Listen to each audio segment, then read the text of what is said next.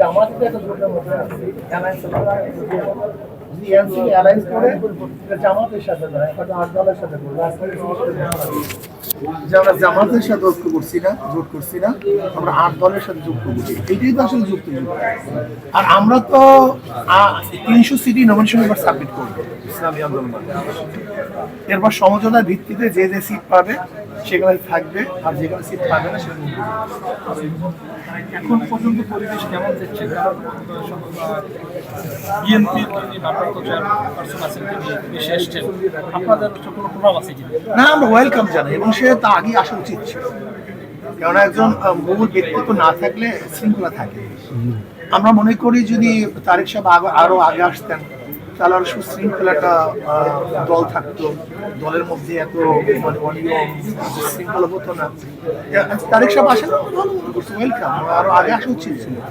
এবং আমরা মনে করি এটা তার দলের মধ্যে হয়তো প্রভাব ফেলবে, দলের বিশৃঙ্খলতা কমবে। আদার্স আমাদের উপরে কি প্রভাব পড়বে? আমাদের উপর কোনো প্রভাব পড়ছে না। এখন পর্যন্ত নির্বাচনী পরিবেশ কেমন? এখন পর্যন্ত শুরুই হয় না, জানি না কি হয়। কারণ আমাদের দেশের সমস্যা হলো প্রথম খুব ভালো হয়, পরবর্তীতে খারাপটা শুরু হয়। এর জন্য আমি জানি না কি হবে।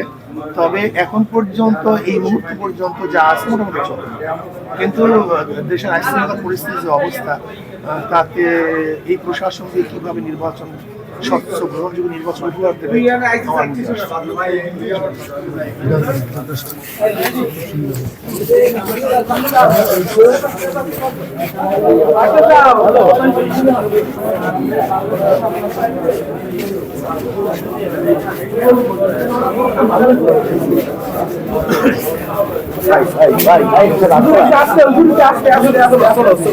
পিছনে দাও, মোবাইল সব পিছনে দাও। ভাই ভাই ভাই ভাই ভাই ভাই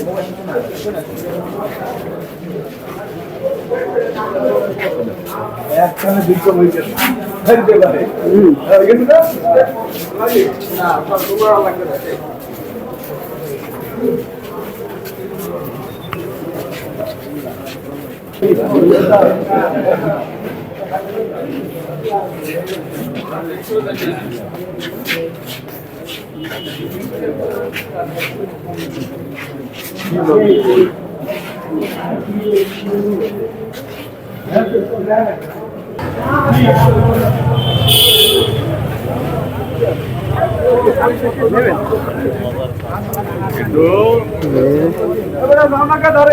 শিল্প